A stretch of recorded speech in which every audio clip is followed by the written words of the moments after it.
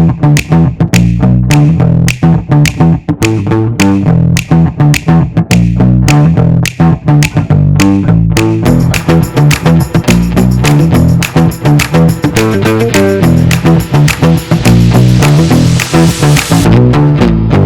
we have Divasjyoti Parashar with us. Hi Divas, welcome. So this Hello. is an interview with regard to our course which is based on Jugaad and Frugal Innovation at Ashoka. So it would be great if you could just introduce yourself. Hello everyone, I'm Divas. I'm the founder of Quintinno Labs. I graduated from Ashoka with an ASP degree in 2022, and since then I've been working on my own venture. This is a clean tech startup in a very early stage as of now, but we are primarily focused on the EV charging infrastructure problem in India. And looking forward to this session with Arsh and Lucia. Let's start with talking about what problem the Quint is actually solving. So could you just shed some light on how it addresses problems like range anxiety and minimizing the dependence on public charging infrastructure, because EVs are gaining a lot of momentum in the Indian market. So if you could just tell us about that. All right, yeah. So at Quintinno Labs, we are of course solving for the problem of India, which is manifesting in various forms. The first one being range anxiety, which is the fear of running out of charge. So any driving is very stressful, and this overall reduces confidence in electric vehicles, which proves as a barrier to EV adoption in the country. And this is primarily happening because the EV infrastructure as of now is pretty much in shambles in the country, and there's a lot that has to be done. So, the first question, if someone is thinking about an EV, is where will I charge my car? So, QUINT is an innovation. So, we are not trying to replace the EV charging infrastructure that we currently have, but rather enhance the existing ecosystem. And how do we do it? So, QUINT is a compact, portable, and modular energy storage system, which will serve as a power bank for four-wheeler electric vehicles. So the idea is that you carry QUINT in the trunk of your car, and it provides you a quick talk of around 40 kilometers. So given that you carry your own charge with you, so that minimizes range anxiety, you know that you will not be stuck, and that's enough range for you to reach the next charging station or you reach your home. So that's how we're trying to boost the ecosystem, trying to get people to be more confident with electric vehicles, and hopefully boost EV sales in the country. Thank you so much. Right. What inspired you to start Quintinno Labs and develop the Quint? Were there any specific experiences or observations that drove you to address these challenges? Observations, yes. So, going backtracking a little bit. So, from the very beginning, I think, decarbonization has been one of the goals for me, even as a student. And I have been very much involved in climate science and climate physics. So we started Quintinno Labs with the goal of, decarbonizing or doing our bit to address this problem. And when you're starting with something, of course, you also have to be very careful about where there's an opportunity for you to work. And EV at that stage, or even now, is at that stage where we can create maximum impact.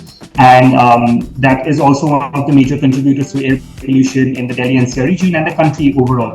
So that's where we thought about, getting into the EV space, the clean mobility space. And once we try to understand why is the transition to clean mobility not happening at the rate that we want to, a number of problems came about. So we went around in the market, and if you look at the fixed charging stations that you have around the Delhi NCR region or many other parts of the country, you see that they don't have power supply. Many of the screens are broken, the charging guns are broken. In fact, there were incidents where the guns were stolen.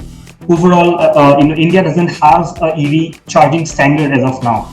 So some EV charging stations are still following outdated standards. So overall, for any EV user, the problem is that it's like, if you want to charge your vehicle, it's like shooting in the dark. So you don't know if the next charging station that you're going to drive to is in working condition or not, or if it's going to help you charge your own vehicle. So those were the problems, and we realized that was what was proving to be a bottleneck for EV adoption in the country, while of course cost of EVs is another major hurdle, but that is being solved by all of the major companies, like the bigger companies like Tata, Mahindra, Hyundai. So where we could make an impact, where we could make a difference, was in the EV charging infrastructure problem. And that is where, looking at the state of the EV charging ecosystem, we thought of coming up with an innovative system, where you carry your own charge. So that's how Quintinno Labs happened and Quint happened. Okay, so just talking about the efficiency of the EV transportation industry overall, and as we were discussing with you, one of the main aims of the Quint as a B2B product would be to reduce revenue losses perhaps for companies like Blue Smart, which are in the EV transportation industry. So how do you envision the future of the Quint, the innovation in totality, in terms of these two aspects? One major problem with electric vehicles as of now is that you have to very meticulously plan your day, And what happens with the EV fleets like Blue Smart or any other EV fleet is that there is very high downtime associated with the fleet. So what downtime means is any time that the EV is not actually running or making revenue, right? So for comparison, what Blue Smart is doing today is that they're doing about 7.5 to 8 trips per car per day, whereas any Ola Uber, which is based on an ICE engine, is doing about 10 to 12. So you have lower number of trips as of now for EV fleets. And that is happening primarily because of this problem where because of this meticulous planning that is required. So they have a slot-based system. You cannot instantly book it. So what that means is that, in every trip, the driver has to wait for about 25-30 minutes. In addition to that, there is a peak hour problem where all of them are out of charge at around the same time and they're going back to the charging hub and they have to wait up to 2 hours every day to just get to a charging station. So overall, a lot of time is wasted in this manner.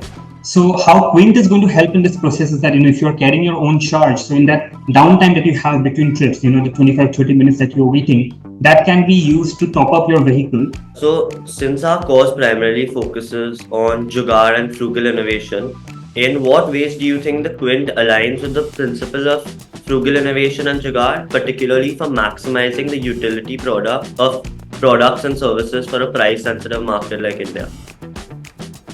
Right. So, like you use the right term that India is a really price sensitive market. So, if you put in a lot of money, then there is a lot more that you can achieve. But for your product to actually work, you have to be very mindful of, how much it's going to cost.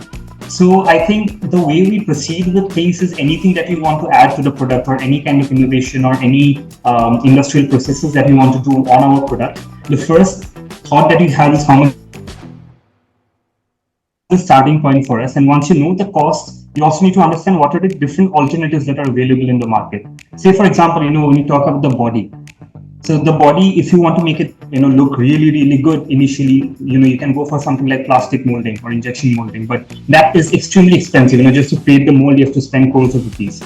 Then there are cheaper alternatives to that, like vacuum forming or CNC bending. So the whole idea is that once you know how much something costs, you look for the alternatives, and that's how we have been proceeding with this. You have to take a much more nuanced approach to everything that you do, especially for hardware. You do a price analysis, and that's how we have been proceeding as of now. But even more important than that, so you can minimize cost there to a certain extent, of course.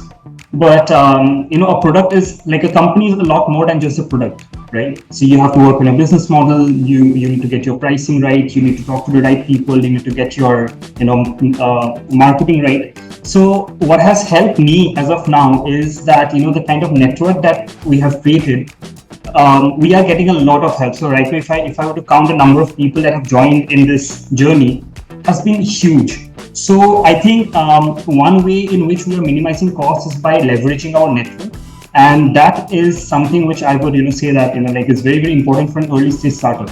So like talking to a number of people, so you have friends, you have other people in your network who are already well established or have expertise in certain areas, so you can get their feedback, you can leverage their manufacturing units or things that they already have in place to get your work done. So, and of course, this help is a two-way street. So the point is that you create that network where you get the right kind of help that you require at this stage of a company, and that has helped me minimize the cost tremendously. While of course choosing the right manufacturing process does minimize the cost to a certain extent, but at this early stage where you are working not just in your product but on your on getting the entire company from that initial stage to the next step, there's so much more involved, and that has helped me a lot in keeping my costs to the bare minimum. Network, yeah, that's the key word here.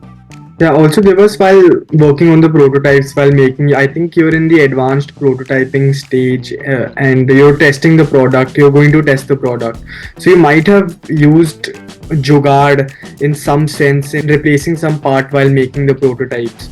So can you just tell us about that? If there's some, even if there's some small circuit or some part, some screws maybe, and then do you think that these jugaads or frugal ways of innovation are these sustainable in the long run when you enter the formal manufacturing process and enter the market? Right. So I think, Jugaad would help a lot in the initial stages. Like as of now, if you look at our prototype, you would see that it's a lot of different things put together. Going for a finished product at the very end, there Jugaad can only take you so far. But at this stage of your company, where you're trying to prove a concept first, Jugaad helps a lot. Like if you talk specifically about the product that we have, so you have the wheels, you have the handles, you have the body, then you have the circuit, then you have the battery. So there are many different parts involved in this. Now, if I were to go for an all-encompassing body, where everything is well aligned to with each other, the cost would have been extremely high. So we would have to go for a much more expensive manufacturing process there. So what we have done is that we have gone for cheaper alternatives like metal bending, but we are paying for that by the fact that the weight of the product is higher. So always when you're using frugal innovation or Jugaad, there's always this other things that you have to compromise on. But then as an innovator or as an entrepreneur, you have to make that call where like whether you can make those compromises or not. Because initially the whole point is that you need to prove your concept first, if it's even going to work. So at this stage, I think frugal innovation is quite helpful. So I think this is a case which is very specific to your product. Do you think that Jugaad can be successful in other industries, perhaps for other products? So, the point is that when you're competing with so many other companies that are getting there, so when you say Jugaad, first you have to talk about what kind of Jugaad. Like is it that you are coming up with some technological innovation where you are using lesser number of components, right? So that would fall under technical or technological innovation, rather than calling it Jugaad. So I think, yes, when you talk about the price sensitive market, like I said, like the approach is a little opposite, where you look at how much it's going to cost and then you work around that and get the right product there. So if you are able to work your way through in a way that you are minimizing the number of components and hence reducing costs without compromising on quality, then that is definitely going to work. So if it so happens that you are able to align or balance both of these really well, then it's a ideal solution or an ideal case for us.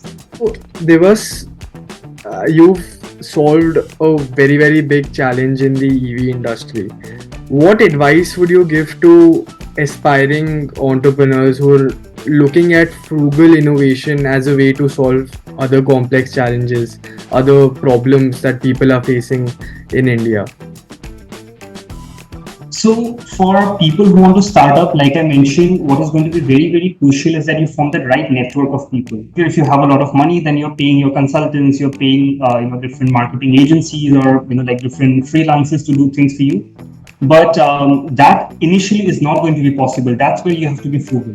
And here, what is going to work is you build the right network and also you leverage the network that you already have. Oftentimes, we have a network, but we are not able to leverage it well. So that is going to be very, very crucial.